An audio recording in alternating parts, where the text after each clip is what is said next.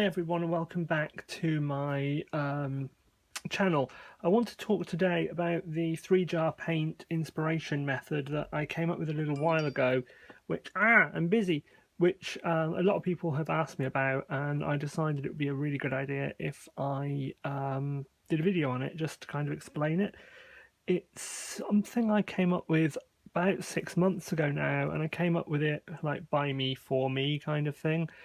It was intended for myself to break a block that I had. So I came up with this idea and I thought that this might work, and I turned it into a method by me for me. And when other people started asking about inspiration issues that they were having, I realized actually that this was really worth sharing. So I started to share it with people and it's had some pretty good feedback. So this is based on having 3 jars that give you an essentially, not infinite, but a really large number of combinations of techniques, subjects, styles, and so on that can help you get out of a rut. And what it can also do is help you use up your supplies. Now, it doesn't matter what type of artist you are. If you only work in watercolor or only work in pencil, you can just avoid one of the columns in the technique. If you, like me, use a lot of different techniques and you want to use up your supplies and make sure that you're making use of your oil supplies that you hardly ever use, it can do that too. So to get an example sheet, which for many people that is actually going to be enough to get you started. For others, you might just want to use it as inspiration. If you just go to my website, www.the-spin-doctor.co.uk, and you click on the downloads link up here and scroll down, you'll find a 3-jar paint inspiration method, and it's got a A4 for the UK and EU and a US letter version so that it's easy to print. And what you end up with is this document here. This is the A4 version, and it's under the Creative Commons license, which is actually on there somewhere. It's just, this is my draft version, this is not the download version, and tells you how to use it at the top. And you can share this as long as you do it within the boundaries of the Creative Commons license that it's shared under, which is dictated right at the bottom of my website. So I've shared it under CC BY SA 4.0 International, if anyone wants to know. So what you do is you get 3 jars and you take 3 pieces of paper and you write on them, chop them up, put them in the jars. What you can do if you want to save time is take this sheet of the download sheet, print it out, cut into 3 columns: subject, style, and material or technique. Cut these slips up, put them in a jar for subject, a jar for style, and a jar for material or technique. If you only use watercolor, or you only use acrylic, or you only use oil, or you only use whatever, just get rid of the 3rd column, just ignore that. If, like me, you want to use up more of your supplies and get more out of what you've got, keep the 3rd column in. You might want to change some of these because they might not apply to you. The idea is just to use up more stuff. The subject column, what you might want to do, rather than having all these different subjects I've come up with, and these are really just examples, is you might want to take a box of, for example, botanical painting postcards or a box of landscape postcards and just use that instead of this list. So what you do is you think about when you paint. Now, I like to paint in the evenings. So 24 hours before or 12 hours before, you take a piece of paper from each of the 3 jars, or each of the 2 jars if you're only using 2. That will tell you that today I'm painting a dog, bold and bright style, using only acrylic paint, or I'm painting something with the theme of Home Sweet Home in the style of Monet, using die cutting, or whatever.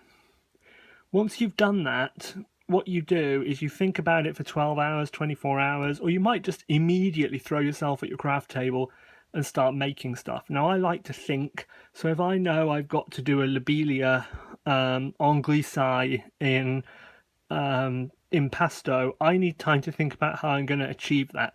So I put a lot of different materials and techniques on here, and they're really just the kinds of things I was using at the time.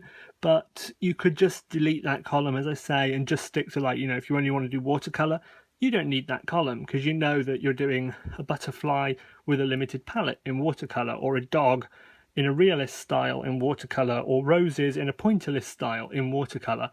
You might want to put in whatever techniques you use. You also might want to make some changes to the subject and style columns. You might want to, for example, add names of artists that you really like to the style column. Like I've included Picasso, Monet. You could add anyone you like. You might want to add Lindsay the Frugal Crafter, but then you're going to have to spatter paint everywhere. So you might need plastic sheeting. You might want to put in the style of YouTubers that you like, and that kind of thing could really help get you going. And I see this actually as analogous to things like the wonderful initiative that Christina Werner, Star of May, does, where she's a card maker and she's really very fantastic at it. And what she does, and I'll put a link to her in the iCards for anyone who doesn't know her. What she does is each month she does a mail call where she'll say, this month we're doing cards with hearts on them. And anyone around the world makes a card with a heart on it, sends it to her. She shows them on her channel. And then the ones that are good enough, she gives over to a charity that does something with them to raise money. I think it just sells them at craft fairs or whatever. And then next month's theme might be bananas. Next month's theme might be Aurora Borealis. And that makes card makers around the world once a month have to get really creative. So the idea of this 3-jar paint method is that this makes you get really creative either every day or once a week or once a month or whatever, or even you just have it and when you're in a rut, just use it to break the block. Because the really important thing, as Bob Ross said and Lindsay the Frugal Crafter says and the fantastic Cinnamon Cooney says, just paint, or just die cut or just whatever. Just create things. It doesn't actually matter what you're creating. You may have no love of bananas. You may not like painting in a soft and subtle style, but challenging yourself to paint a watercolour banana in a soft and subtle style when you're an acrylic painter who likes bright and bold, that's actually going to challenge you enough that it should break any rut that you're in. So consider the 3-jar paint method as a way to get yourself out of a rut, get yourself moving, and get yourself painting. And feel free to adapt it, feel free to change the columns, do what you like. For the subject column, I myself actually am using postcards at the moment. I'm using botanical postcards. I bought a box of in January, 100 of them for £15, which is $20 US. And I just pluck one out every few days and I paint it. And that's really nice. And I vary the style that I paint them in. So you might want to change the subject into a box of postcards and just keep the style column. And then maybe use the material or technique one.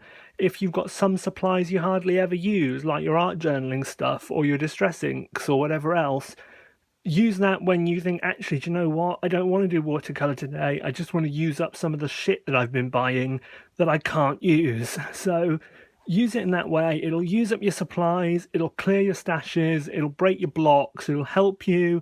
It'll help you get inspired and it'll help you keep going. If you like it and you find it useful, please post under this. Let me know how you got on with it. If you've got any suggestions, like, if you come up with a 4th column or whatever, feel free to let me know because I'll add it. I'll do another video kind of adapting it for a further audience. So just to remind you, it's in my downloads section, which is helpfully refreshing itself. Come on. Right.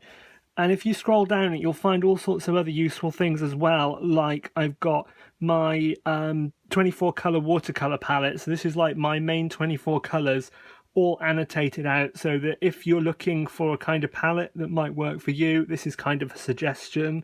And I've also got some exercises in there, like this colour wheels exercise, where you can print out some colour wheels and using different sets of primaries, namely warm, cool, earth, dark and neutral, you can paint out your different primaries and teach yourself the basics of colour theory. So I'm building up that download section to give free resources. I won't ever be charging for anything in this section. They are always going to be free.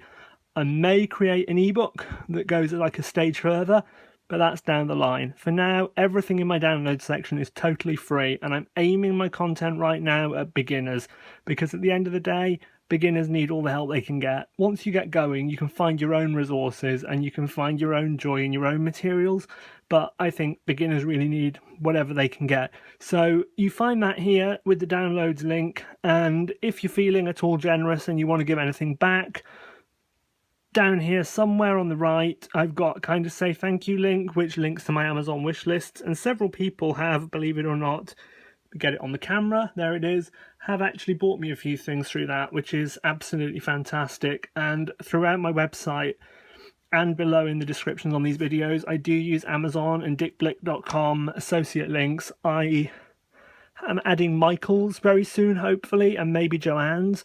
And the idea is that I find you the best price I can find for whatever item I'm talking about, so that if you want to buy it, you haven't got to go hunting. And those suppliers give me a small percentage, and it is really small, of the sale, and that helps me make more videos. And absolutely everything I get is reinvested, so like the items in my wish list are items I want to review and not like for me to paint with. They're for my resource. So if you want to support me, please do. If you want to support me in other ways by giving me a thumbs up or a like or retweeting or telling your friends, please do that as well. And the other thing to point out to you is there's a little subscribe option here on my website. If you put your email address in there, you'll get sent an email digest of new posts, which means you don't have to keep checking back. And of course, subscribe to my channel on YouTube as well. I keep different content on both of them, so I don't always do a blog post that matches each YouTube post. I tend to use my website for like more long writing things like the history of something or a whinge about something, and my YouTube channel is much more for reviews and techniques. So that's nearly 12 minutes of me. Thank you very much. Hope you enjoyed 3-jar paint with me, the Spin Doctor.